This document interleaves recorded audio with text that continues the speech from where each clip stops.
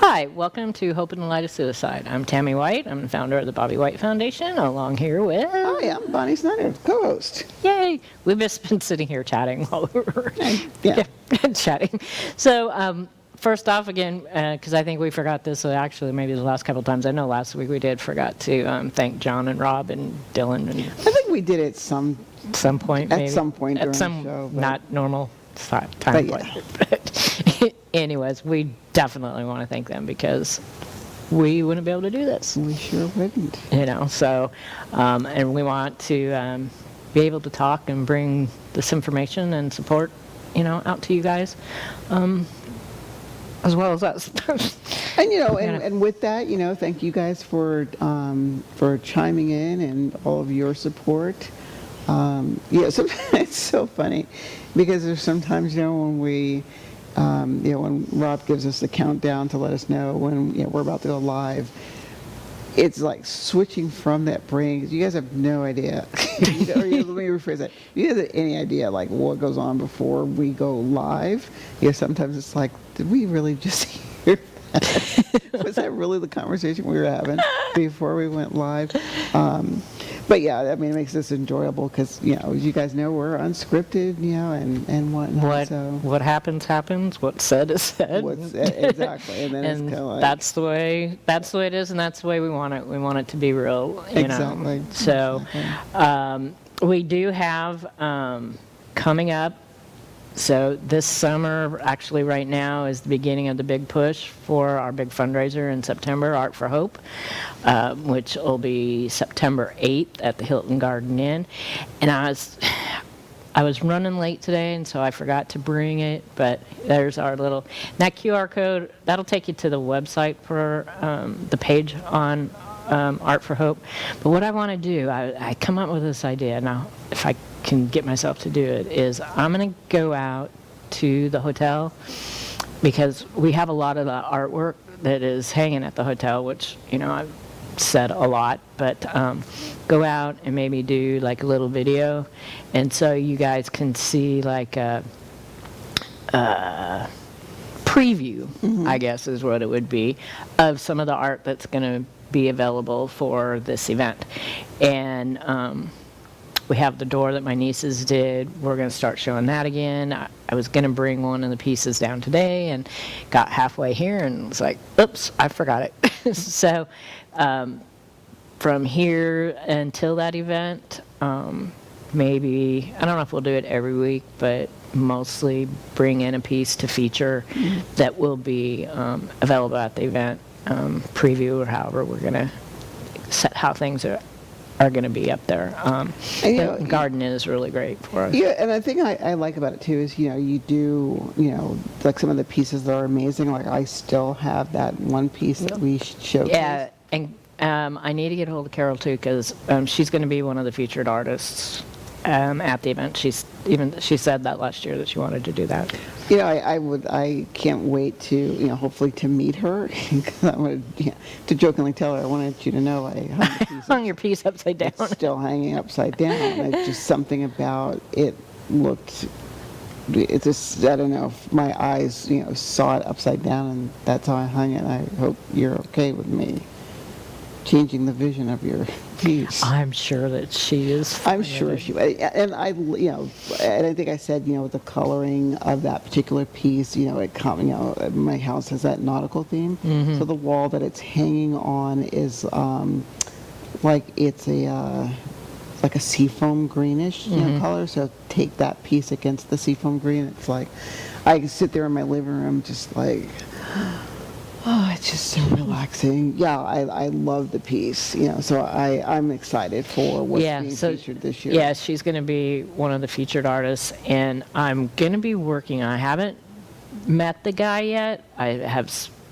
We're messaging back and forth the other night because I'm working on a stained glass piece framing for a client, but I have to fabricate pretty much the whole entire thing because it's 4 stained glass panels, separate panels that are going to go in like one frame, but there's 2 of them because they make up a total scene. So I'm fabricating this frame right now, getting really close to getting it done, and I know there's a guy that I've seen on Facebook locally here who does some amazing stained glass. And we were going to try and talk yesterday, but we hadn't been able to do it. And today's his birthday, and I said I can't do it today. It's Foundation Day. So hopefully in the next day or two we're going to get together and see how I can help him in the community with his work and do some framing and stuff. So my wheels are spinning in my head to have him maybe as one of the other featured artists. Nice. At the event. We typically only have a couple featured artists, 2 or 3, and so we're kind of getting that narrowed down. But we are starting to. We need sponsors for the event. Of course, WeBeam TV is a sponsor, and 9 Round is one of our main sponsors also. But we need more sponsors, and then gift basket donations. Our gift basket raffles are amazing every year. And then, of course, we'll have the door that my nieces did. We'll raffle that off. We'll auction that off, and probably have a few more other auction pieces or silent auction pieces. And I'm hoping that we can maybe do some auction pieces that other people can participate, where you don't have to actually be at the event if you're watching this somewhere. Gotcha. In Kansas. Somewhere else, so hopefully, we'll be able to do that. It's getting exciting because we get to have it in person this year, and we haven't had it in person for 2 years. And so everybody, all the volunteers that are involved everybody's starting to get excited about that. So. Yeah, it is nice, watching and getting, things become, things normalizing where we can do things in person again. I from even in my own, my work life, it's like I can come see you now. Yeah. We can do this in person now. It's not that, there's some things that I find that work very well virtually. But things like, Art for Hope and whatnot, I feel that there's a lot of truth in that statement. Picture doesn't do it justice, and it's not until like you're looking at the piece that we featured, Hope Rains Down that is now in my living room. As I was watching, the episodes that we filmed when that was on set, and I'm looking at it and I was like, okay, it's a real pretty piece. It was quite another to see it, here in the studio. It's it's on a whole nother plane, being in my house now, hanging on a wall. Seeing it, art in person is better. Yeah. Better. So we're gonna have a lot of that, and too, we're gonna have, we'll have people. Our family will be there.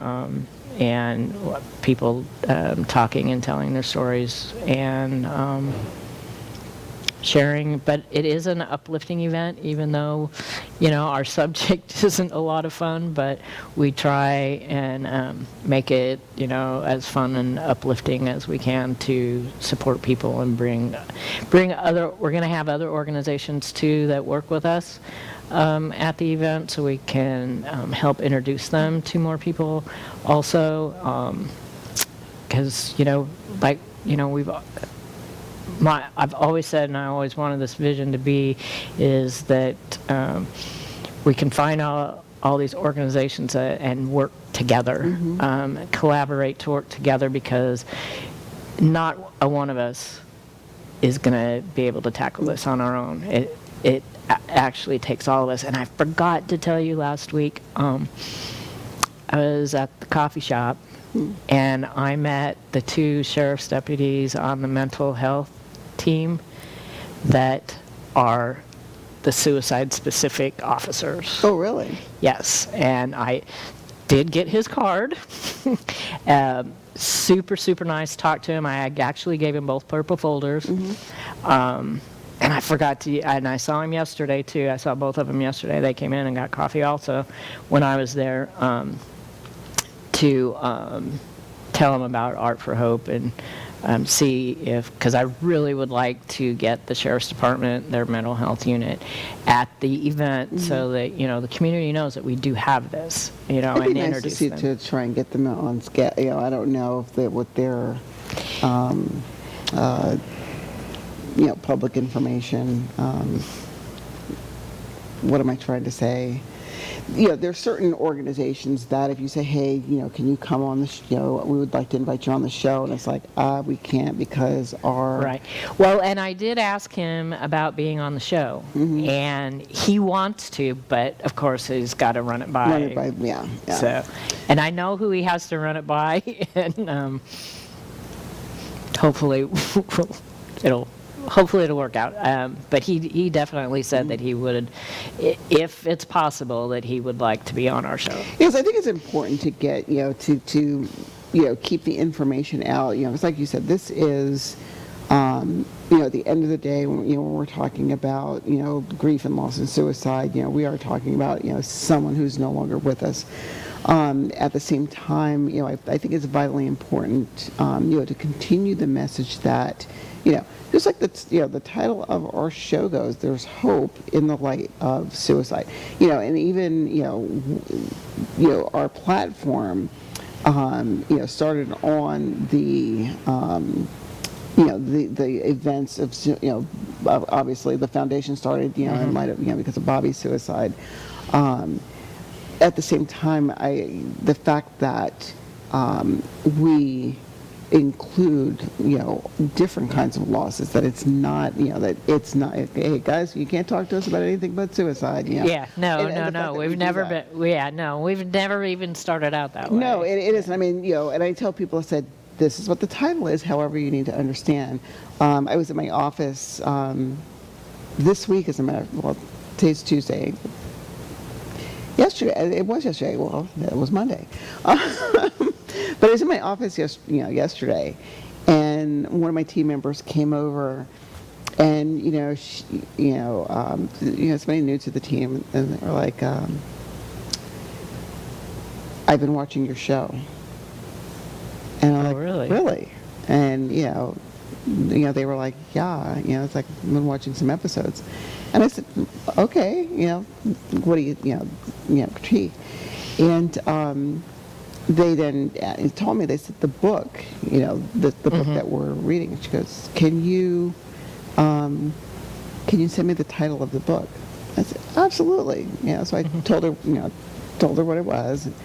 I have to send, it's like I meant to snapshot it to her yesterday, but I didn't. But I told her what the book was, and I happened to have it with me. Here's the book. And she went on to say that she had lost her father the same way, to suicide. And it was like, I was like, oh, well, let me give you a purple folder. And I ended up, giving her, the purple folder and explaining to her, this is what it was about. And she's like, well, it was more for her mom. And, I find it really intriguing when you're talking to somebody about, the show, the foundation, and how it got started. And, as I'm explaining to her, all right, let me put it this way. And I said, it's the foundation. It was started by Tammy, and this is what happened. This is Tammy's experience. And, from that experience, the purple folder was born. And, I told her, about my experience with, what, not so much with Aiden, per se. I wasn't there, for Aiden. I mean, I was after the fact. But my experience with, working with our sheriff's department, after losing Patrick. And I said, now I understand the experience I had with, being notified that Pat was gone and, whatnot. I mean, there were some things still that, arguably some people like that was kind of cold. And I was like, well, some of, there was some cold delivery in, some of the things. However, I will forever be appreciative to the deputy and his supervisor telling me, he was gone. You know, they found him, he was gone. The supervisor looking at the, you know, telling me that the deputy was going to stay with me until victim services got there. And I'm like, you know, thank you. Of course, you know, your brain is going all over the place. You know, my brain is scrambled like, did I just hear what I just heard? So I'm trying to process that. And then, you know, him staying there until victim services came, and then there was an overlap between the two, you know, and the fact that this deputy, you know, in my opinion, like, seemed to ask permission. Is it okay if I leave? You know, a part of me was like, you know, dude, you got a job to do. You know, it's like, okay, victim services here, I'm out. Right. But it wasn't like that at all. Right. Like I said, it seemed like he was, you know, making sure that I was okay. You were know, okay, yeah. It's, you know, is it okay if I leave? You know, yes. You know, thank you for everything. You know, gave him a hug. You know, here's my card. Call me if you need anything. Out the door, you know, out the door went. And then victim services, and then the victim service woman stayed with me until, you know, my nephew, you know, surprisingly, I shouldn't say, well, yeah, it was a surprise because I didn't realize my nephew was here in Florida. And like my older sister called him, how close are you to, you know, they call me Trish, you know, family calls me Trish. My family calls me by my middle name. How close are you to, you know, to your Aunt Trish? And he, well, I obviously had to be close. Yeah. He was like, get to her house, she needs you, and explain to her. And so my nephew came over, you know, he's staying there with me, and the victim service lady stayed there for, you know, hours, and I was like, okay, you're not alone, you got family here, is it okay if I leave? And, you know, so I'm like, wow, if everybody's experience was like that, you know, it doesn't necessarily going to take, it doesn't take away from the emotion of what's happening, but it, at least in my case, it made the process like a little, you know, if I did have a major you know, like if I did meltdown, there was someone there. Now, unfortunately, major meltdown happened. No one was there with me. Like my nephew stayed until it was like super late. And, you know, he's like, you know, it was okay. I was like, I'm going to go to bed. I'm just going to go to bed. And he's like, okay, yeah, I'll be here in the morning. All right. And, you know, there's a couple times, you know, waiting for, you know, him to show up when I was in the house by myself. I'm just, you know, banging on the wall and just, but yeah, you know, and, you know, she was, you know, talking about, you know, her experience. Well, she wasn't, you know, so I wasn't there. It's like she didn't live with her parents. And so I was just worried about my mom, you know, and, you know, how she was going to. So it's like this book, you know, like, I want the book, and I was like, yeah, so I'll just let you know, every book that we've had, you know, Rob's got it up there, every book that we have used, or that we've highlighted, you know, I'll tell you these are the titles. I also, you know, I was talking to her about the seminar that you and I went with Dr. Wolfett, yeah. and I was like, oh my God. You know, doing a little bit, you know, a little recap here, folks, but I was like, this is the most amazing seminar. And I told her, for me, the highlight of that seminar is when he said the only thing you close are doors and windows. Yeah. Like, yes. But, you know, it's refreshing, you know, to, you know, have that continued validation. You know, here we are, you know, into our second year of doing this, and, you know, your people come up, you know, I didn't know you did a show. If you asked me, I would have told you. Or it's like, I've mentioned this before. Right. And it's like, you know, I don't know if other people think that, are you joking? No, I'm not joking. I do this show, and this is why. So, yeah, I love that, you know, again, we have the platform and we're able to, you know, bring the message. Yeah. Yeah. Rob had the book up there and the QR code. You could just use that, or the information too is on our website, Facebook page. I mean, we can have it everywhere. But, and even if, you know, you come into this like, you know, today and you see it, you can, get the book. You can go back to our previous episodes and go through the whole thing with us. This one has taken us, we're taking a lot longer, I think, than when we have some of the other books. But this is a bigger book, too. But we've had a lot of stuff going on. But you can still go through the whole thing, with us, because all of our other episodes are on demand on our website. So, and you can go through it with us, right now. But two, before I forget, because I will, I wanted to mention, because we are getting more of these, and it's letting more and more people are requesting the information. So we have, support groups, other health services, counseling. So we have NAMI Pinellas has a surviving suicide loss support group. I think I didn't even write it on here, and I know I should have. I think it's the third Wednesday of the month. We have the information on our website. There's one, I want to say I got I think I got an email. Well, you know what I did have on here? Journey to Healing Hearts. No, that's the ASAP. I know, that's just the. No, the I haven't NAMI got one. that far yet. Okay, was Saturday the 11th? I don't know. If today is the 14th, Saturday would have been the 11th. Look at my phone. But yeah, because NAMI, and I want to say it was NAMI Pinellas, just had their support group on it was on Saturday, and you can do it in person. They also have a Zoom link. Yes. And then I think they have, they may have another one on the weekday.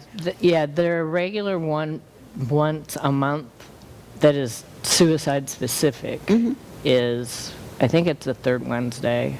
I'll have to double check. I haven't, it's out there somewhere on our stuff. This was like, because I remember going to a,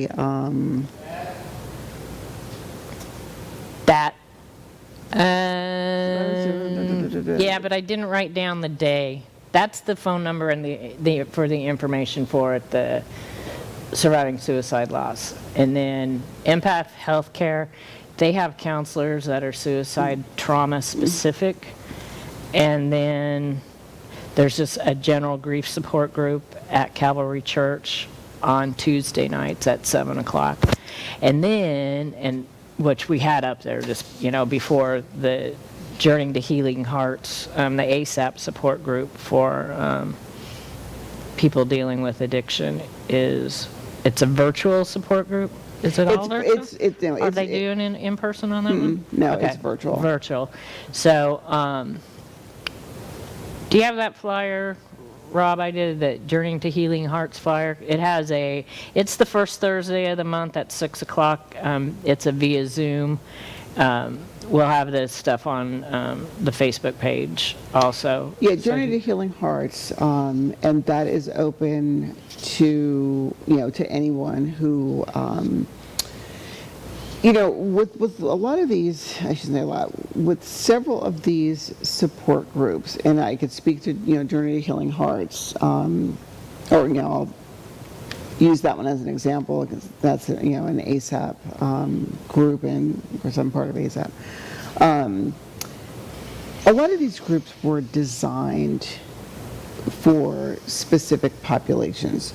So Journey to Healing Hearts was a virtual support group for individuals who have lost someone to an addiction. So that's addiction, addiction loss specific. Specific, right. There are other groups, like NAMI Pinellas. One of their groups is suicide loss specific. Right. There is another one that is addiction loss specific. However, and again, going back to Journey to Healing Hearts, even though, Patrick falls under that, addiction loss, but I have Aiden under the suicide loss. Any support group that you go to is going to be there's that potential it's going to, serve the purpose of helping you process through the grief and the loss. Because one of the last Journey to Healing Hearts I was in, where everybody was, chit-chatting and whatnot. And I think it's also vitally important to understand, like, I've not gone to the other ones, but like with this one, when we do the, the introduction and whatnot, we make it a point to let the participants know we're not in the room as therapists. We're not, this is not a, it is not meant to be, sometimes it has that therapeutic feel to it, but that's not the intention. The intention is, as with all of these platforms, is to give you a place to, just converse with people who have gone through, the same experience, that has the same experience that you have, so that, you can, I was feeling like this, oh my gosh, I was feeling the same way. Or, what, I had this happen. You know what, I understand, I was feeling the same way. And it's not, nobody's in there giving you good advice, you should do this, you should do that.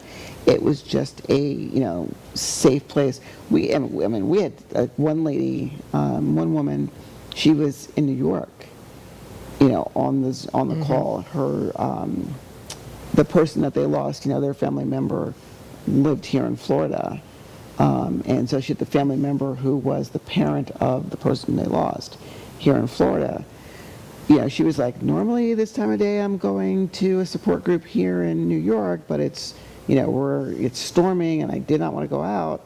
And, my family member sent me the link for this. And this is warm.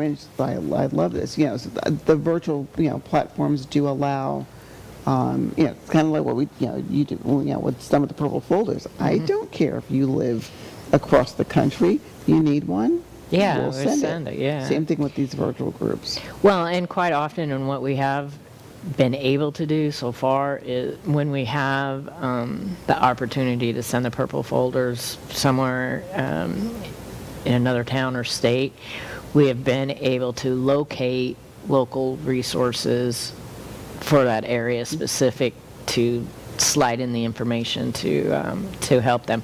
Although we do have information that in the purple folders that is, national information. Which my coworker, I explained that to her. I said, when you look at the resource guide, to your point, there are national numbers, and I said, but when we sent it to, to Kira in Kansas, like, all right, help us figure out what the local stuff is. Yeah, and Kira's done really great with putting together the local information to stick in those folders for them. Yeah, well, I did the same thing. We mutual friend of ours sent someone to Texas not too long ago, and so I was fortunate enough to find the local information for that area in Texas specific to give additional information to this person. So hopefully it was helpful. But that's just to reach out and let just so people don't know that you're not alone going through this. Quite often we feel like we are, and we do things as though we are alone, going through it. I'm still kind of deal with that, have that feeling with a couple families that have contacted the foundation recently, not because I don't want to be pushy either, and just want them to be comfortable, but I have more information for them, but they haven't reached back out. To that point, one did answer my message and says they're hanging in there. But, we just want people to know that, they're not alone. We have people, that can help. I mean, even if it's just to sit and listen, we've been doing that a lot. And it makes a difference. But, everybody handles it and treats their loss and their grief differently. And people have to be open and understanding to that also. That, I was on another web meeting that I do on Thursdays. This particular meeting group set up faith-based leader the faith-based community it's a faith-based feel to it. And, we're having, every once in a while they'll have we used to have like a featured person come on and would do a presentation. It'd be a one-time presentation, and then, next week be somebody else. So I was pleasantly surprised. Unfortunately, during the school year, I couldn't go to those meetings because they're Thursday mornings. I mean, I was in a particular school on Thursday mornings, so I was like, darn it, can't do this meeting. So of course summertime, came, and I was back on. They were like, "What? Miss Bonnie's back? Miss Bonnie's back in the house?" And I said, "Yeah, I missed you guys. And I explained some school and whatnot." But anyway, long story short, they've started doing these, one-time presentations, informational, type of stuff, in a series of 3 to 4 weeks. And so the person who, she's, just finished up her, series talk, was talking a lot about, PTSD and grief and loss and, all things, mental health related. And I was like, oh my God, what an amazing way to do this. What an interesting platform, because it gives people the opportunity to, here's some information, let me process it. Here's another bit of information, Right. let me process it. Here's another bit of information, let me process it. And then, let's just say if it's like, hey, I can give you my information in 2 weeks. Here's my 2 weeks. And then that third week is, all right, so now let's process and ask questions about what we just talked to. Because I find what's going on with some people is we're throwing all this information at them, and then there's no opportunity to, let it, I use the word marinate, or process, and then talk about it later. I was so honored that one of the organizers of this particular web group, says, stay on the line when this meeting is over, as myself and someone else. And they were like, hey, by the way, and I want to say for me, starting July 28th, she was like, let me know how many weeks you need. I need you to do a series on being a parent and a grandparent who's lost a child, who's, and I'm like, oh my gosh, I'd be so honored.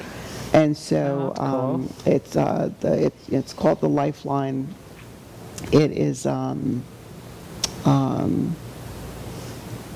sponsored by, or it's run by Pasco and Andrew State College. Oh, really? Yeah, PHAC is every Thursday morning from 9 until, it was originally 9 to 10, but here, the last couple of weeks, we've gone to 10:15, 10:30. One of the guy, one of the major guys who runs it, usually at 10 till 10, he'll tell people, hey, I gotta apologize. We might run a little over. Is everybody okay with that? Of course, we're like, right. Of course we're gonna stay. Right. Last week, we were in this discussion that was so powerful. We were talking about, it's, mental, just this whole umbrella of loss and grief and, PTSD and, just wrapping stuff up. And that was him. He was like, oh my gosh, it's 10:15. I forgot to ask. And so, we're all putting in the chat, well, obviously none of us care. I don't think nobody cares. I was like, obviously it didn't bother any of us because we're still here. Right. But again, that, and I should, we'll add that, to that list. That's another opportunity for people to come and get, a message and, something. Yeah, how come I didn't know about this? I don't know, but it's, and I will tell that particular one is faith-based, it's faith-based, it's the faith-based community, or faith leaders in our community. And so, for people who, are spiritual and believe. I mean, even if people aren't spiritual, believe, however the platform is, there's an opening prayer, there's community announcements, there's, a community message, and then there is whoever is the featured speaker, and then, yeah, I'd like to. I'll send you the link. I'd like to get on that. I'll send And the college is the sponsor for it. Oh. Yeah. It's life. It stands for, okay, so it's called the Lifeline, and I want to say the life part of the Lifeline, or it stands for linking in faith and education. Okay. And I originally got involved with it when there was another friend of mine who opened a teen center, and Jody Nicosia Yeah, I know from Jody. CFBHN. Jody and I Yeah, you know did- Jody. I was going to say, we- I know I was going to say Jody.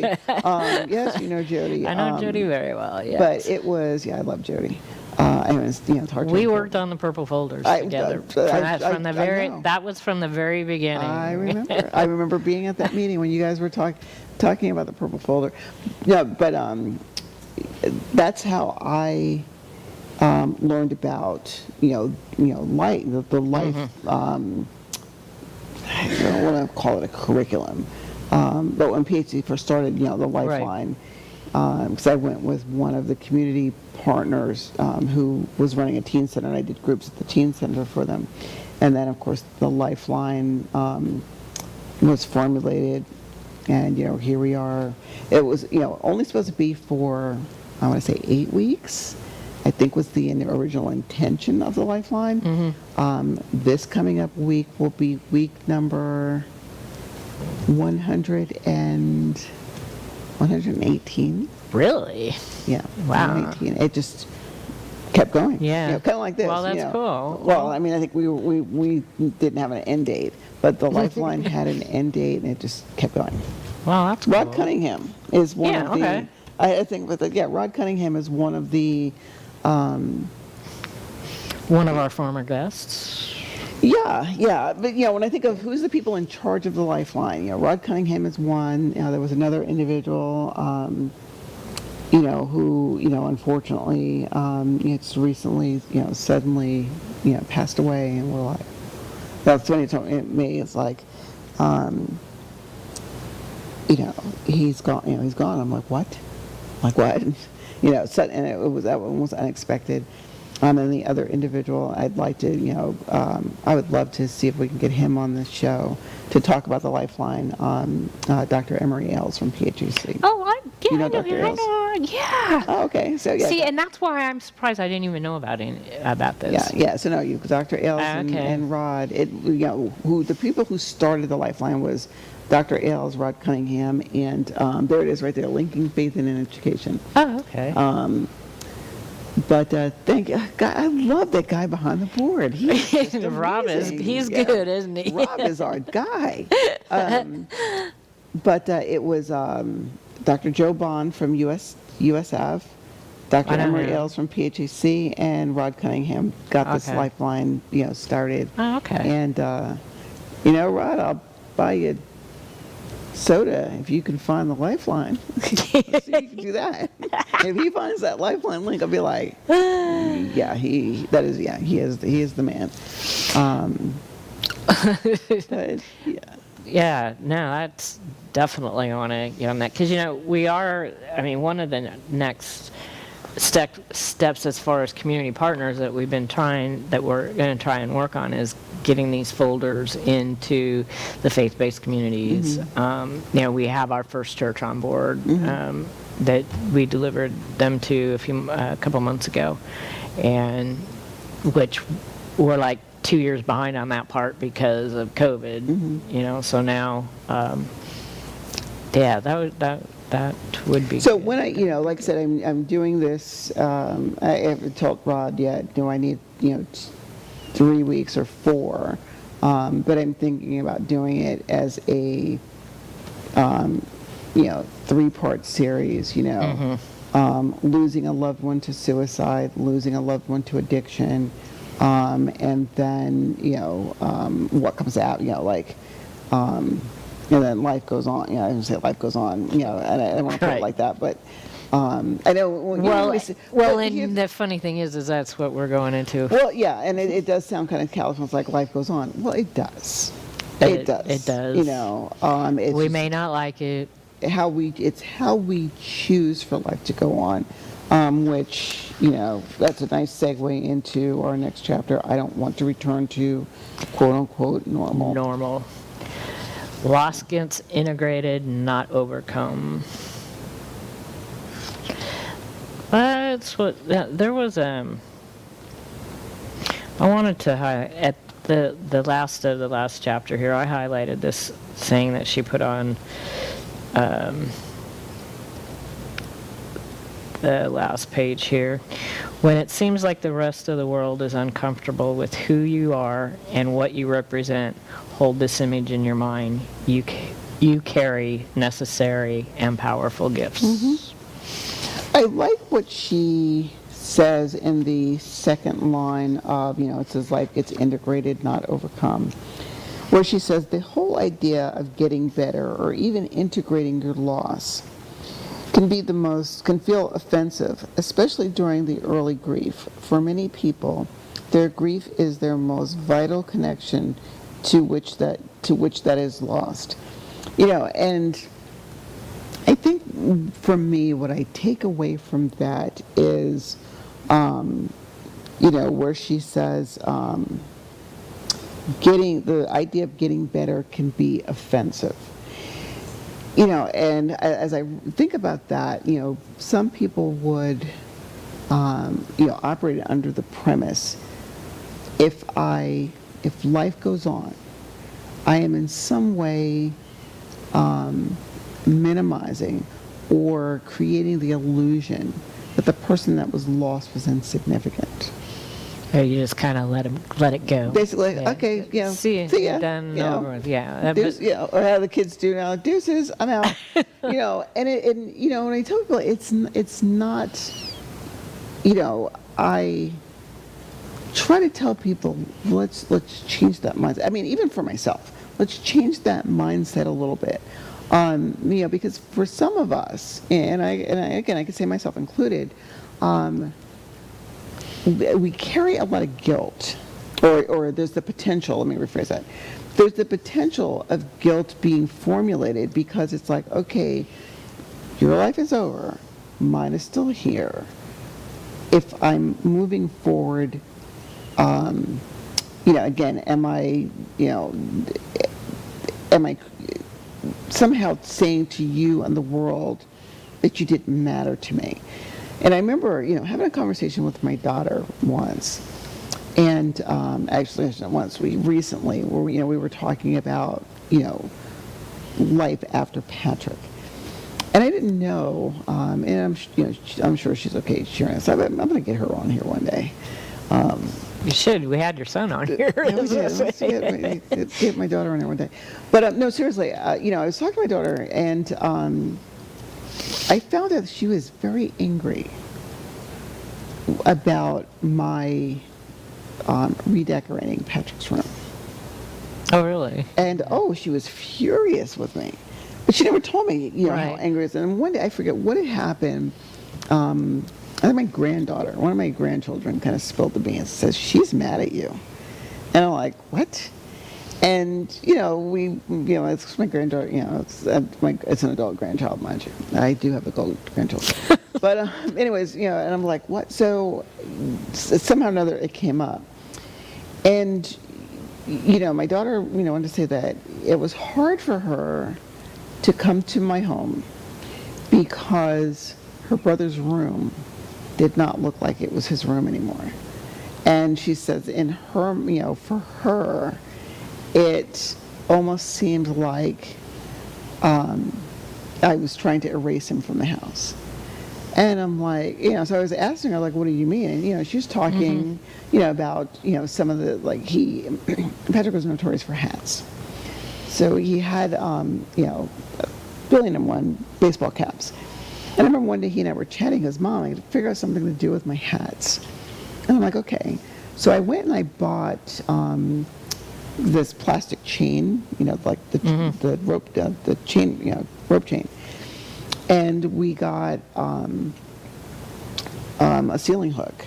And so we put a ceiling hook up in the ceiling, hung this chain down, and he put all of his hats on this, and it looked amazing. So in like a couple of corners of his room, were all of his hats hanging down. Well, when I redecorated the room, when I took everything down and painted and whatnot, I didn't put the hats back up. So, she was like, his hats are not hanging up. And I'm like, you're really upset about these hats, aren't you? And, she's like, I get it. It's your house. You could do whatever you want to. But I'm just upset about the fact that it's, like this wasn't his room. And I don't think she realized that Patrick and I had talked about redecorating his room, before, he left. Right. And, so I'm looking at, okay, this new, how normal, and looking at this, how offensive not putting these hats up was to my daughter, but not realizing that part of her normal, or part of her dealing with her brother being gone, was, Mom, put the hats back up. Right. And it's, we say this all the time, how everybody's journey is different and how people process things differently. And I'm like, well, this is why, he has a Bruce Lee poster. It's not in his room anymore. It's hanging on a wall in my living room. Well, I moved this out here to bring him closer because now he's in, he's not in his room anymore. He's up Right. here. Right. His other poster is, in Devin's room now. But she's like, I feel, I'm not, it's like, I'm not invalidating your feelings, by all means, that's not what I'm trying to do. It's like, I just, help me understand. I didn't realize that you felt this way.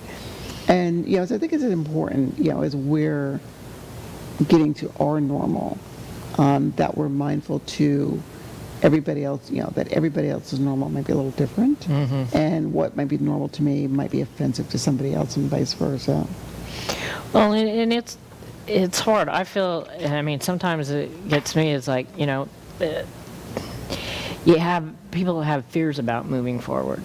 And when you think it, sometimes it's like the guilt and the grief takes hold even harder sometimes, because it's like, I have to do this. I'm still here.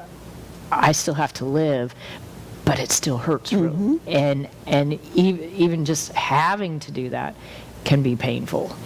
Well, and I think I've shared a couple of times where, I had a family member, who said, you have other children that Right. are still living, he's gone, almost like, get over it. And I'm like, Yeah, that she's like, this doesn't work that way. Which, I like what she says, on the next page where she goes, saying, quote, time heals all wounds, quote, is entirely wrong. Well, it's inaccurate. The passage of time isn't going to fix anything. What it will do, just by its very nature, is soften the edges of loss. Soften, not ease. And, reading that, I was like, oh my gosh, that is so spot on. Because it does, it goes back to this thing where, unfortunately, guys, when, you're dealing with grief with loss, you're going to have people tell you, get over it. It's going to have to, mm-hmm. This will get better with time. I think the ones that, the other, when you think of all the other cliches when we lose somebody, they're in a better place. Yeah. Mm-hmm. It was God's plan. Everybody has an expiration time, and, their time was up, or et cetera, et cetera. Time heals all wounds. And I will typically, do a comparison between, the wound that we feel when we lose somebody and another wound, and I will often go to my surgical scars, mm-hmm. All right? So and again, this may be a repeat for some people, but I had, renal carcinoma. I have a surgical scar where they took part of my kidney. And I look at people and I was like, okay, I look down and I see that there's this scar from, here to here where, the surgeon sliced me open and took part of the kidney and took it out. Okay, I don't feel, I know that part of my kidney is gone. I don't feel the pain, that surgical pain anymore. But every time I look down, that scar is still there. Right. And so, to her point here, it's never going to go away. Okay. But it doesn't hurt this doesn't hurt anymore. And granted, some people say, Bonnie, that's the idiotic thing I ever heard of. You can't compare a surgical scar or a cut or, to what's in here. And I was like, you're right. I'll grant you that. you know, the pain of losing someone, you know, just like, you know, any other thing. I may be okay today. Tomorrow I may not be. You know, Thursdays, you know, Pat's Right. birthday's coming up Thursday. Right. And I always look at people, I don't know how, you know, the week of his birthday, I never know how that's going to affect me. But at least, you know, I know, hey, you know, this year might be okay. I might not. You know, last year, total meltdown, absolute meltdown. You know, this year is like, all right, as we get closer, well, I'll see what happens on Thursday, you know, or tomorrow.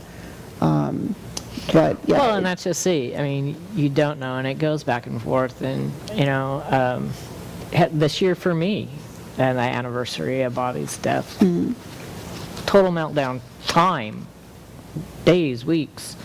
But I like this, the passage of time thing, because I mean, even like I shared with you earlier today, and not even realizing until you told me that Pat's birthday is this week also, I was been in a bummed out mood, and I don't know, you know, and I'm like, I was telling you, I should be happy. We caught the little varmints that were damaging our signs, and I was like, well, maybe it's the moon, or maybe it's this, but you know, sometimes you just don't know. Sometimes and you just don't know, right? You know, and it's like, I should be feeling happier, but I'm not.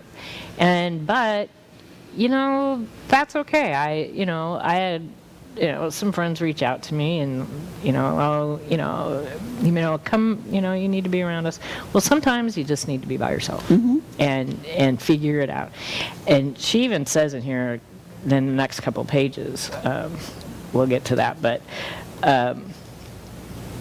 I wanted to, you know, all through this book, she gives you space to read and process and to write out your thoughts. And she says, you know, and explore your feelings. Do you worry that time will make your loss recede into the background like some faraway dream that never happened? And I think with that one, it is, you know, one of, you know, some of us will, I didn't think about this person today, you know, which, you know, when I think about, and I'll do a comparison, you know, my grandparents. Now, my grandparents have been gone for, you know, Carl's 40 now. So, I mean, over 35 years, you know, both grandparents. I love my grandparents with all my heart and soul. But there are days go by that they're in my memory, but they're not in the forefront of my memory. I don't feel like, oh my gosh, you know, I didn't think about, I call my grandparents Mama and Daddy. I didn't think about Mama and Daddy today. And what disrespect it was, you know, that did nothing to honor their memory, you know, which is very different than, you know, or if I do a comparison between, you know, Aiden and Pat. Oh, I didn't think about Aiden. You know, like, did I think about Aiden today, or did I, you know, process Aiden in my head? You know, Patrick's, you know, I would say it's a little different. You know, I walk through my living room, I look up, there's his urn. You know, it's like, hey, son, or I'm doing something in the house. What up? You know, like, you should be here helping me do this, or I'll hear a sound in the house. Go sit down, son, please. just chill. You know, I'm busy, or you know, I'll hear something in the kitchen. Yeah. Are you raiding the refrigerator again? No, guys, I'm not losing my mind. You know, I'm completely sane. You know, however, you know, when, you know, she's talking about, you know, passage of time and, you know, this loss of trust in the world, some of what I took away from that was, you know, you look at the world differently to a sense. And for me, it's comforting to, you know, I don't scare easy. And I've said this a billion times. I don't scare easy. So when I hear, you know, like the house set, and I know, you know, I will tell you it's the house settling. But in my head, it's like, no, it's Patrick walking around the kitchen. Or the boys will, you know, when the boys are there, they'll be like, da. It's like, it's either Uncle Pat or George. It's okay. Like my one grandson, the garage door opened by itself. Yes, that's like, well, you know, they wanted to come in. So, but yeah, this is going to be one of those times where, as I'm, you know, looking at our countdown, that we're going to finish this chapter next week. Yeah. Well, we always end up doing that. So, if you want, like I said, if you want to go through this book with us, please, you can still do it. This is a really great book, very interactive. We'll finish up the chapter next week. Let's see, that's the QR code. That'll take you directly to the Amazon, and we'll get it. Don't forget to put the Prevention Lifeline numbers in your phone. Next month we'll have a new one, hopefully. Florida should be staffed very well. Some areas in the country may not be, but, let's keep up the hope. And I love your... Where's our positive Our quote? positive quote for today. I've seen this so much, and I just love this one. Yeah. So it says, grief is the last act of love we have to give to those we loved. Where there is deep grief, there was great love. And, when I saw that, I don't want to say I struggled, but I was looking at several different ones, to like, what's going to be the quote of today. And whenever you say, you got your quote? I'm like, I'm working on it. That one really resonated with me because it was like, that one, kind of hits home because it's like, the more we hurt, the greater we loved, or presumably the more we hurt, the greater we loved. But yeah, we thank you for hanging out with us. We'll see you next week. And remember, there's always hope. Thanks a lot, everyone.